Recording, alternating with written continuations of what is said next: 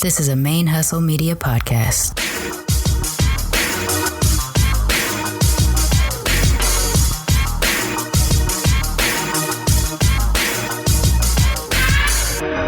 Hello and welcome to the show. My name is Jackie O and you're listening to Militantly Mixed. Yo, this is Rashani from the Single Simulcast. And when I'm not making you laugh or making up parody songs, I'm kicking back, listening to Militantly Mixed.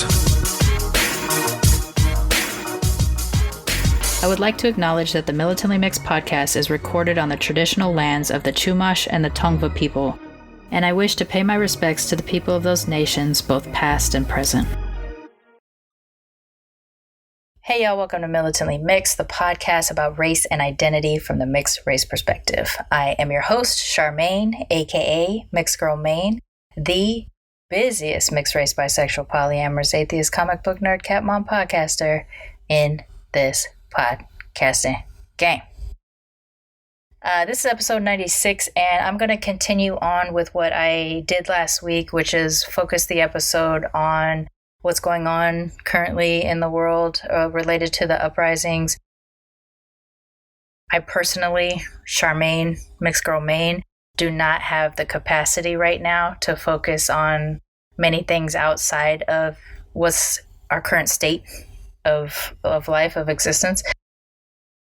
It was already pretty taxed in general during COVID, but now with these uprisings, there's a lot more to focus on. And in that I am a one-woman team and I don't have other people that I can pass off my episodes to edit and produce, I have to step away from that and use this platform to elevate voices related to the current Black Lives Matter movement and the defense and protection of my people. That's just the honest truth of what's going on for me right now. I do have several episodes banked, or not episodes, I'm sorry. I have several interviews banked, ones that took place recording in April, May, and June.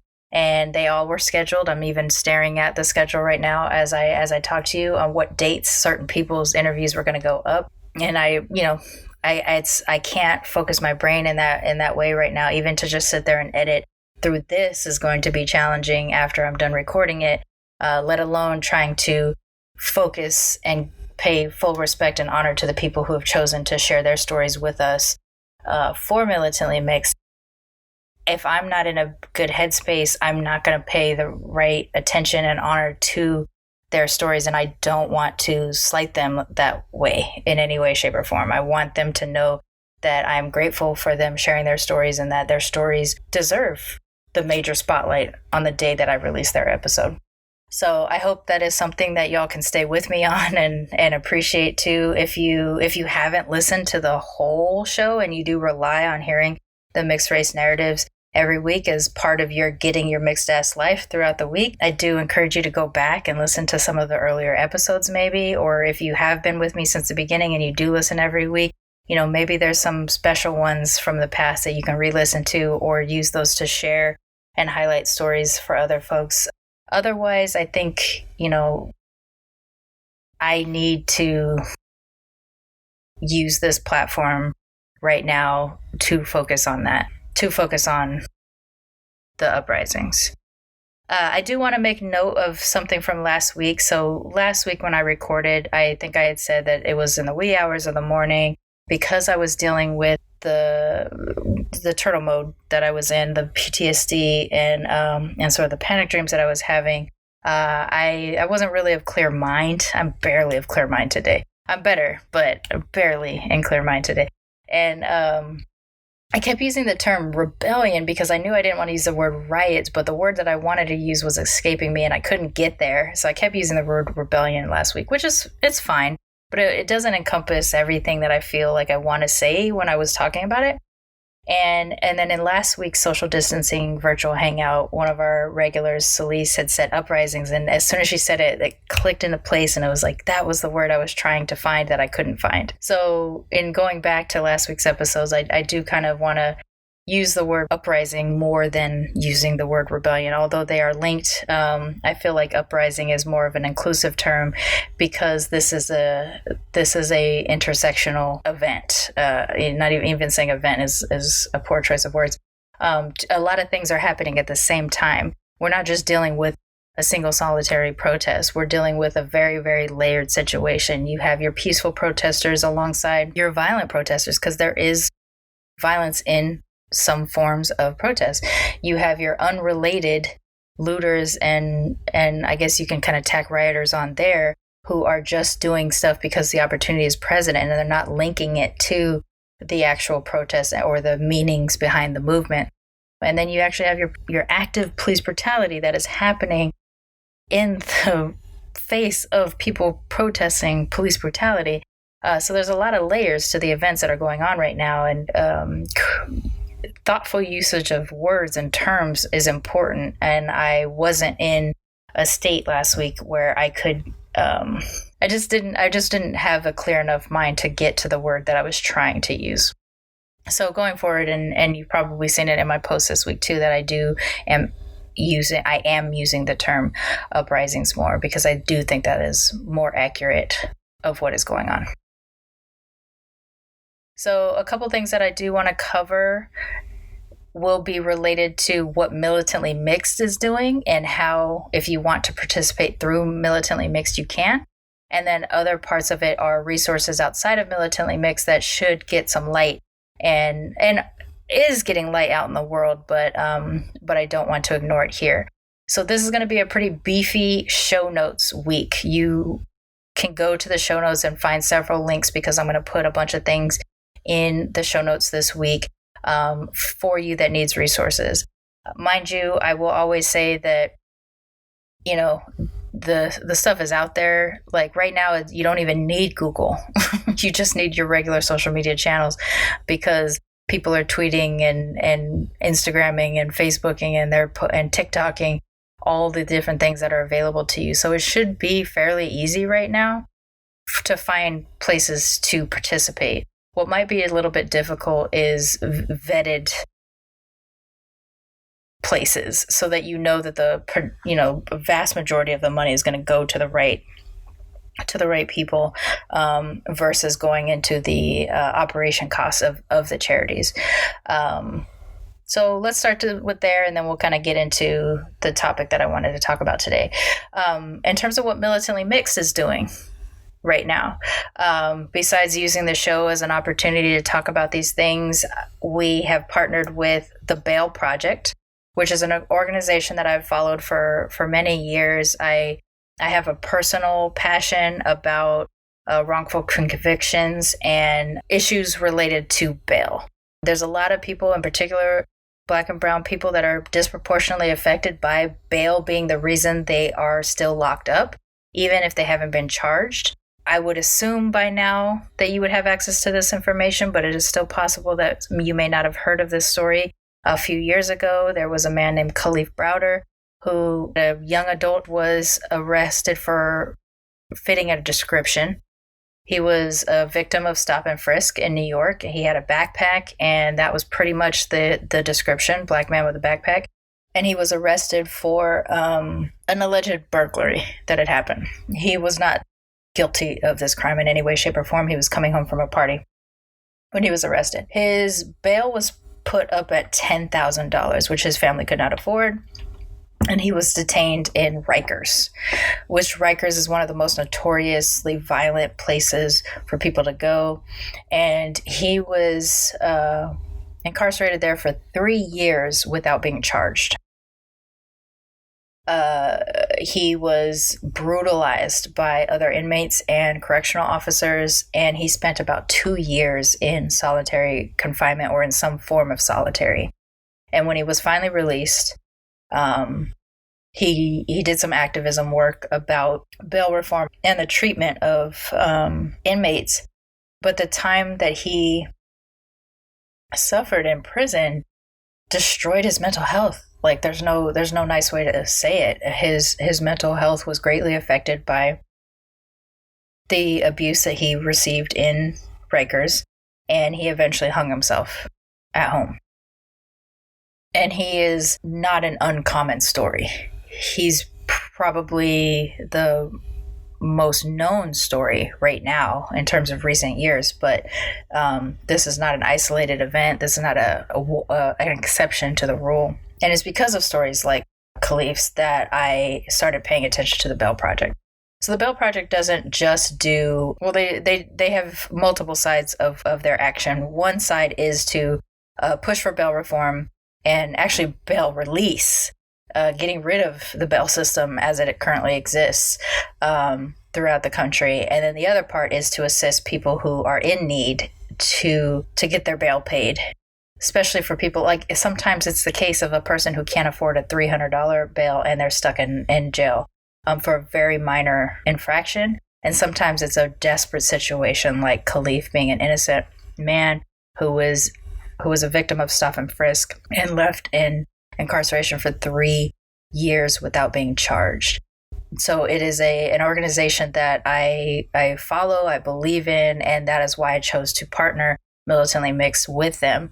The initial goal was for $1,000. We blew past that. I think at the time of recording, we're at about $1,300 and change, $1,320 something dollars. So I've upped the goal to $2,000. What I hope happens is that I continue to up the goal by $1,000 every time we blow past it. So if you would like to contribute to the Militantly Mixed Bail Fund Project Legal Defense Fund, then you can go to the show notes. The link is in there. It has also been posted on the Twitter, the Instagram, and the Facebook pages and Facebook group for Militantly Mixed. And please, I encourage you to share it in your social circles as well, because the money goes directly to the Bail Project. It's not filtered through me in any way, shape, or form. It goes directly there, and they can get the help that they need, especially with our brothers and sisters that are out there on the front lines right now. We don't want them to spend a second longer in lockup than they have to just because they can't afford bail. And they shouldn't be being arrested for protesting in the first place. It's a right granted to us by the Constitution, and it's some bullshit that is happening at all. I don't have a personalized story for that. It's just something that I'm very passionate about, and mostly because of the neighborhood I grew up in and the way that I grew up, seeing how many people are lost to the system. The system is fucked up. I'm not a supporter of it, and I do want to do whatever work I can with my limited skill set to contribute to abolishing the system as it currently exists with respect to bail, mandatory minimums in sentencing, police force, etc. So if you want to participate, that is one way you can participate through Militantly Mixed. Another way is, I guess I got to tell a story to tell how this happened. That's what this is all about. Last week I saw a few videos of biracial black and white people that were coming out to distance themselves from blackness. And it was very triggering for me. And I will tell you that my read of those types of situations, the reason why I'm triggered for it is because, I guess in general, because I'm a person who is proud of being mixed and proud of being black. And despite the fact that I present ambiguous, I still feel black as hell all the time. I grew up black as hell. I'm going to be black as hell my whole life. And when I see mixed folks that are mixed with black that either express anti-blackness or they have a lack of access. They grew up maybe with a lack of access to blackness, and they're just trying to find their place as a mixed black person in a world where they didn't have access, which I think is a lot of the cases of people who have been on the show. It's a common story that we've heard. In their cases, I feel like what they're trying to do is find their place in blackness and in the Black Lives Matter movement. And they may be dealing with shame or discomfort or lack of knowledge about where they can fit, they can comfortably fit in this movement. And rather than investigate that or actually express that, what they actually have been expressing in these videos, at least the ones that I saw, were basically to say, I'm mixed, I'm not black, so I don't know what you're going through, but like I support you from the sidelines. And messages like that are very triggering for me. And I was real angry about it all week. And depending on my range of contexts, I either have people that are just as militant as I am and just as triggered by something like that as I am, and were telling me, advising me to not watch them anymore and to, find my own peace and stuff like that, which is good advice that I should have listened to. And I did kind of, but I watched a few more, that mostly because people were sharing them with me. Being the unofficial expert of mixedness to the people who know me, my personal friends, they were getting shared with me, and they didn't realize that they were triggering me by doing that. And so I was really angry about them because their experience is not my experience. So that's the other part. In terms of fairness, their experience and my experiences were different. So seeing them talk about being mixed Black and separating themselves from Blackness made me upset, especially in particular because of right now of all times. Why are you choosing to distance yourself from Blackness right now of all times? Because right now it's all hands on deck. Because right now it is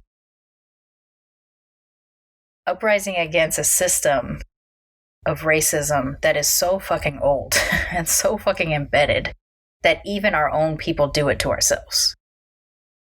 It just doesn't feel like the right time to be like, I'm not Black enough. Because we don't need to not Black enough ourselves. We don't need to not enough ourselves. The world is going to do it to us. And that is why I was triggered by it. It also, when I see things like that, it also shows me how much more work I feel like I need to do, as if it is somehow my responsibility to save all mixed people. I know that that's not the case, and yet I move forward with that as part of my intention. I wanted to create this space for us to feel safe in, and when I see that there are mixed folks out there that don't feel safe, and worse, that they're actually pushing out a message that seems very negative towards their experience, I want to help the baby, and I'm also mad at the baby, and I don't know why I was mad at the baby.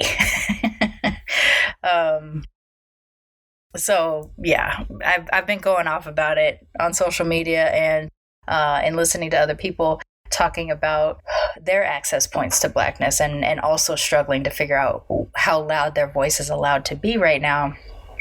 It started to make sense that I was only saying it from one perspective and as open as I can be in general. In particular, in this particular case, I was not being open. I was being just very reactionary to it. So where I'm sitting right now at the time that I'm recording, I am both trying to figure out how to understand that perspective and also still angry about that perspective. So, I mean, I'm not perfect. I got work to do too, people.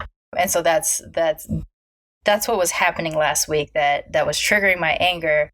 And then I wanted to fight my anger. I wanted to counter my anger and like turn it into empowerment, turn it into a positive. And I kept finding myself say, yeah, I'm mixed, but I'm hella Black, which is something I say all the time. Me and my co-hosts on Blurred Comics say it all the time too. We're mixed, but we're Black, because we want it to be clear, like, make no mistake. It doesn't matter how light skinned we turn out or how dark skinned we turn out or how ambiguous our features. We're Black. We're part of it. We're mixed and we're Black. I even addressed with the social distancing group this week that the season finale of Mixed-ish this year dealt with the concept of being mixed and Black at the same time. So if you haven't seen that yet, it's a good thing to reference.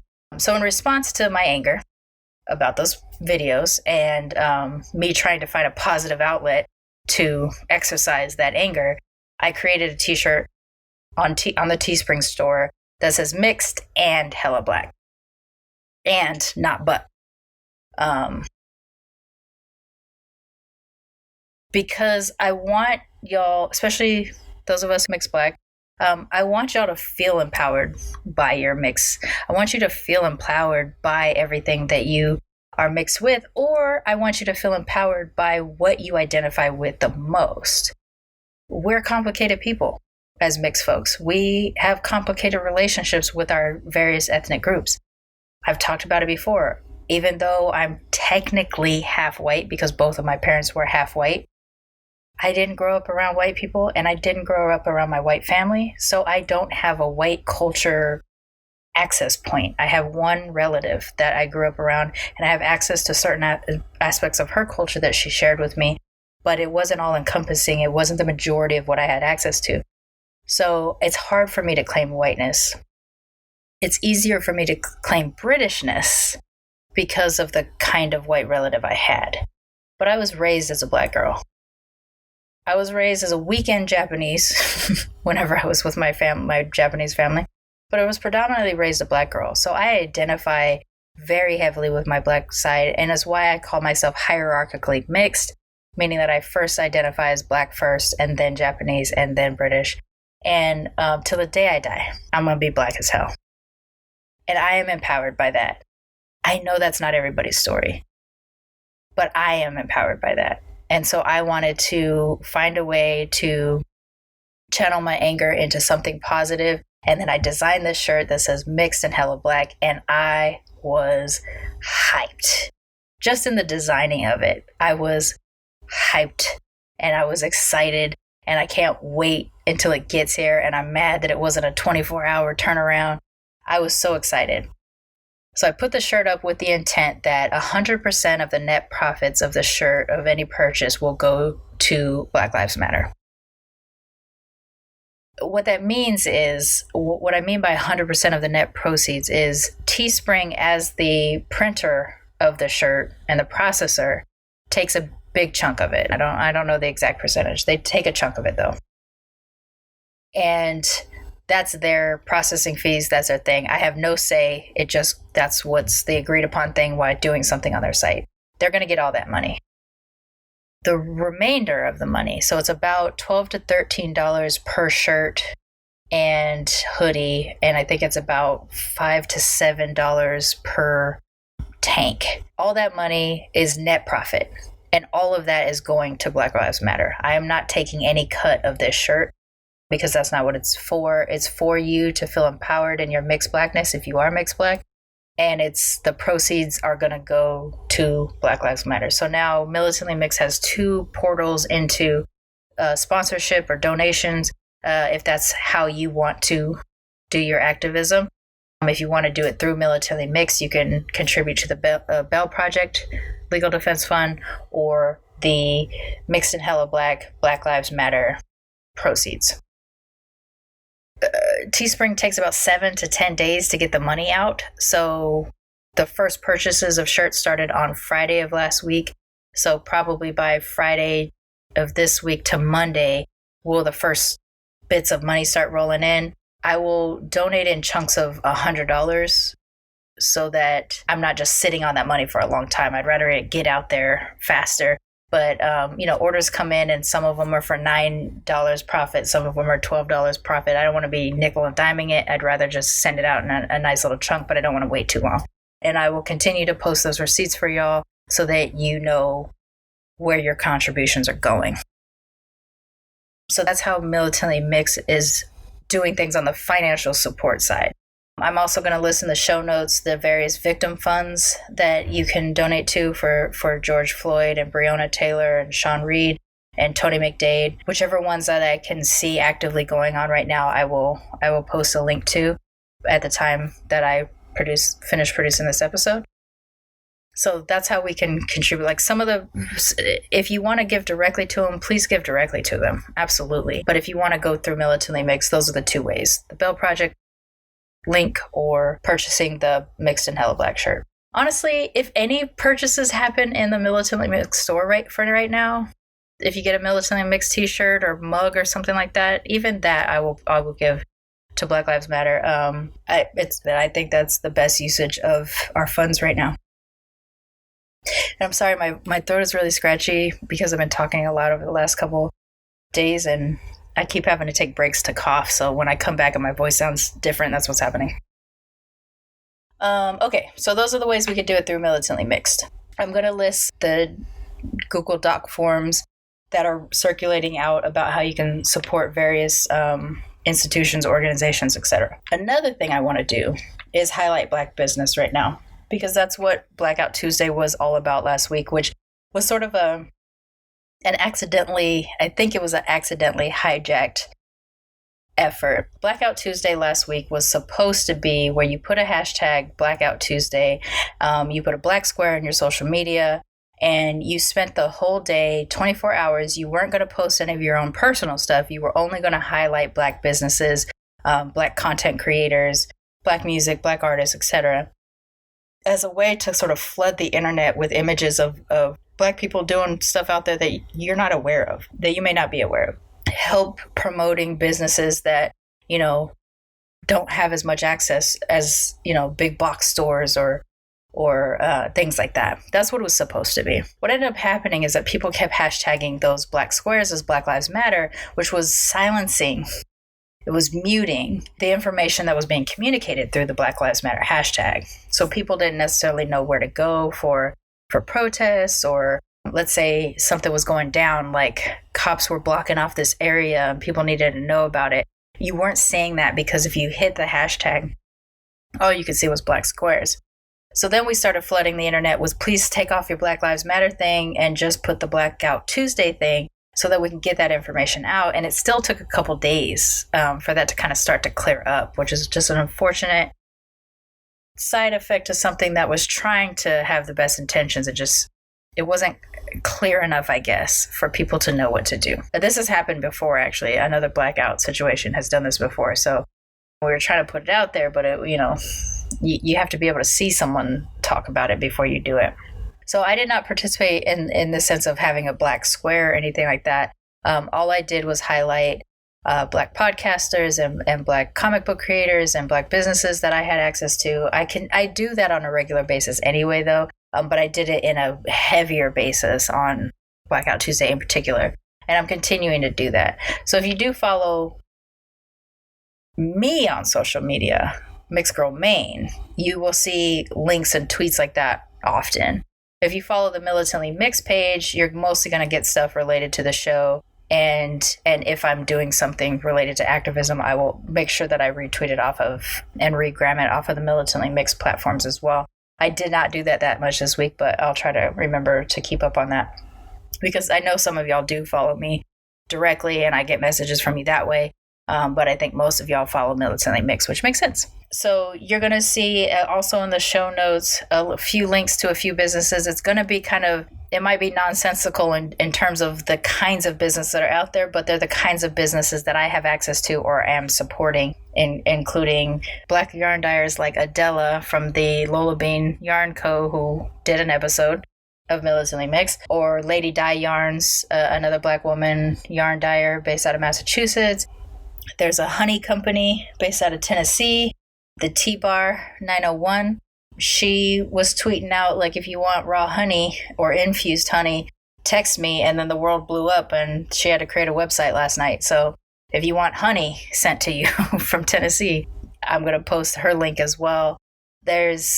Maybe it might gum up the show notes a lot, but I actually tweet a lot about Black content creators, LGBTQ plus content creators as well, through Blurred Comics and my own personal pages. So if you're into comics and you want to see yourself represented in comics, follow Blurred Comics or my own personal social medias, because you're going to see their works shared quite often too. So I want to do my best to highlight these businesses and highlight these content creators that are out there. Even within our own community, we have plenty of people that are out there doing stuff. The first episode, John Corbin, he's a hip hop artist and a teacher. He's doing, the last few weeks, he's done a few Zoom sessions, music sessions and things like that. He's released songs recently related to, kind of processing his feelings about everything that's going on. So you can go to John Corbin Music and check him out so that you can get your life that way. Mona Lisa, who did an episode at the beginning of 2020, she has a YouTube channel where she talks about, hair care for curly mixed hair. She also talks about skin treatment for like eczema and things like that. She's also showing you how she learns multiple languages on her channel. That's another person within the community that you can support. Sarah Lotus, who was on an episode, I want to say around October, November of 2019. I've been through her mixed race confidence program. She is a mixed race life coach who focuses her work on assisting mixed folks with mixed race confidence. Or she also has another program for interracial families raising mixed race kids. It's empowering. It is both a solo exercise and a group exercise if you participate in one of the programs. She has another one that's actually launching at the time I'm recording today, January, what month is it? June 8th. But follow her. It's called the Mixed Bloom Room. You can go on Instagram and follow her there. She posts a lot of mixed race resources, podcasts and hair care products and blogs and things like. She posts this stuff all the time. But if you participate in her program, I'll just give you my testimonial here. I think I have talked about it on the show a little bit before, but I went through this program. I went through her pilot program. Me and another participant went through the program together, and we had our individual sessions, which we did on Sundays, and our group sessions, which we did on Saturdays, or vice versa. And we basically went through the program to challenge our feelings about certain aspects of our mixedness, to figure out why we were struggling in areas that we were struggling in. The question why was asked a lot throughout it. Every time we expressed a feeling, we got an opportunity to see someone else's mixed race issues and how they relate to our feelings about our issues, or we could help each other if one of us was down on something but the other one had some insight on it. So in the group respect, if we had any crossover, it could be really helpful. And if we had things that were unrelated to each other, but we could kind of see and understand, we could help and be encouraging in those areas. And let me tell you, I went in there thinking, I'm mixed girl Maine. I got this shit. I'm fine. Let me tell you, it's not therapy, but it was therapy. I found myself emotional every week. I found myself digging into things that I did not realize or I was not allowing myself to face before. I found myself really learning to be gentle with my own self about my own mixedness in areas that I struggled with. And like I said, I didn't think I struggled. I'm mixed girl Maine. I knew that I didn't have everything, that it's not always 100%, the happiest situation, but I didn't realize that I was bottling up as much as I was bottling up. And that program really, really helped me release some of the things that I was unforgiving of myself over, and some of the things that I had no control over. Why are you upset at yourself about this? You didn't do this. You inherited this. And it was a really, really helpful program. I really love the fact that there was a group element and a solo element, because it's one thing to work on your own self, your own issues, your own things. But when you see someone else going through it alongside you, it wakes you up to the fact that you need to open your eyes to pay attention to everything that's happening. I went in thinking I was tackling one issue, but what actually happened is 10 issues came to the forefront that I needed to investigate. It was an amazing program, and I was so grateful to be able to have a moment like that, because I would have continued on thinking I had no problems.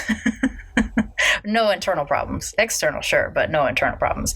And that showed me how to work on things. That's really what it was. It showed me how to work on things. So that's it. That's someplace that's supporting another mixed race company. It's the Bloom Room, and you can also go back and listen to Sarah Lotus's episode, which, like I said, October or November of 2019. I used to remember the dates that they launched and their numbers and everything like that, but it gets a little bit harder now that we're closing in on 100 episodes. I'll put links to all that kind of stuff, or if I miss putting links to it and you heard me mention it and you're curious about it, just send me an email and I'll send you the information related to it. But that's the thing. I guess besides providing the resources, really what I want to say to you is to actively be seeking this stuff out. We've gotten into the habit of just going to Amazon for every single thing. And we've made Jeff Bezos a billionaire, and he is not even trying to take care of his own people that work in his factories without major pressure. But the kind of money he has, no amount of pressure will really do that much damage. And so I'm trying to remind myself that whenever there is something I want to purchase and I find it on Amazon, to first look at that exact same item and Google it and see if there is actual mom and pop shop that are selling those items, or if it's maybe from a mom and pop shop, and pay them directly if I can versus paying them on Amazon. so that they get the bulk of the money. The idea behind saying this is to be an activist in your purchasing. Companies like Teespring even take a huge chunk of the purchase price of an item. So, if I had the ability to make these shirts myself, we could have more profit to send to Black Lives Matter. But I don't. I have this resource, so I'm using this resource.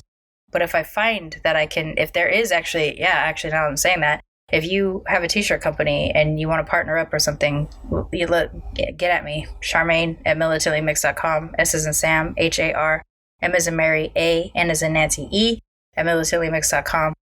So that we can do something more that way. Support Black businesses, support local businesses, support grassroots organizations over big conglomerate style organizations. Like, be an activist in your choices, where you spend your money. It's not going to be perfect. You're not going to do it 100%. I definitely don't do it 100%. I still order from Amazon and stuff like that. But if we start to kind of train ourselves to purchase with intention towards supporting our Black and brown businesses, I think we'll start to see some improvements in quality of life for a lot of us. And in supporting Black businesses or mixed race businesses or any other businesses of color, that doesn't necessarily mean that the items are cheaper. And that's okay, because we should know our worth and receive our worth. I mean, honestly, I would rather pay an extra $10 to a Black owned business than cheaper to a business that's just going to line the pockets of a white guy who does not see the humanity in people outside of himself, a rich, that level, that 1%er level. So I guess maybe that's more the message that I'm trying to convey today is I will put some resources in the show notes. I may not even list everything that I've talked about here on the show, but planting the seed for the idea of try to be an activist when you spend your dollars. And I want to echo what I said last week, because it is truly, truly what I feel. Not all of us can be on the front lines, whether it's for health reasons or physical reasons, or you got a job, whatever the reason is. It is fair. Some people can't be on the front lines, but those who can do, and they're out there, and we need to support them.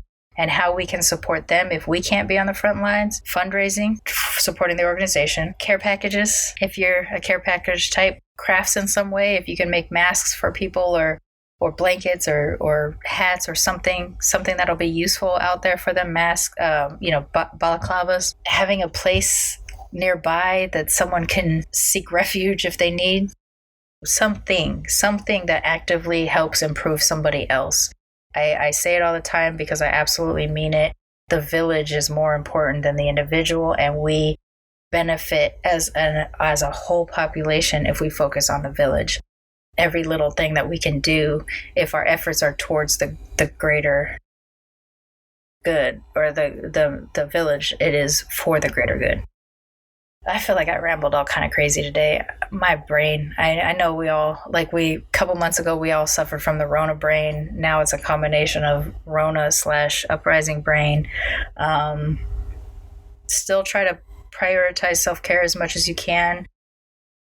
I know there are people that are putting themselves out in harm's way right now. I'm hoping that those people also find a way to protect themselves and to protect their mind and their emotions, their mental health right now, because it's an insane level of stress that we are in right now. And the fact that any of us are standing is a pretty big deal. And just a reminder to seek out Black businesses and brown businesses and local businesses as much as possible. Put your dollars back into your own community. Box stores and Amazon are really convenient, I know, and they're usually pretty cost effective, I know. But if we can put money into our own communities, it is helping to fight against gentrification. It's helping to keep small businesses and that entrepreneurial spirit active and alive. And you might be doing real good that you can see in that individual business or in those individual business owners versus the blind invisible dollars that you send to Amazon or the box stores that you'll never really know where the benefit is going to. So it is okay if you cannot be on the front lines. If you can, do something in support of those on the front lines, please do. If there's things that you can just do in your everyday life, there's so many different ways, and it all boils down to improving the village. That is where I think the major focus of our activism should lie, is improving the village. We got people that fight, we got people that support, we got people that handle healthcare and medical and mental health after. We've got organizers, we've got strategizers, we've got money, we've got event planners. There's so many ways to be an activist. Be mindful of be mindful of how you punish yourself for not doing what you're seeing other people do. Find your own strength, use your own skill set for the cause. That is the best thing that we can do right now. And actually, it's better for you to use your own skill set than to do something outside of your skill set right now. It takes all hands on deck. Okay, so I do think I rambled a bunch. I hope it's coherent and makes sense. I guess I'll find out after I start editing. Again, if you want to email me directly, you can go to charmaine@militantlymixed.com. That's S as in Sam, HAR, M as in Mary, A, N as in Nancy, E, @militantlymixed.com, and follow us on Twitter, Instagram, and Facebook @militantlymixed. And don't forget to be your mixed ass selves. Peace, y'all.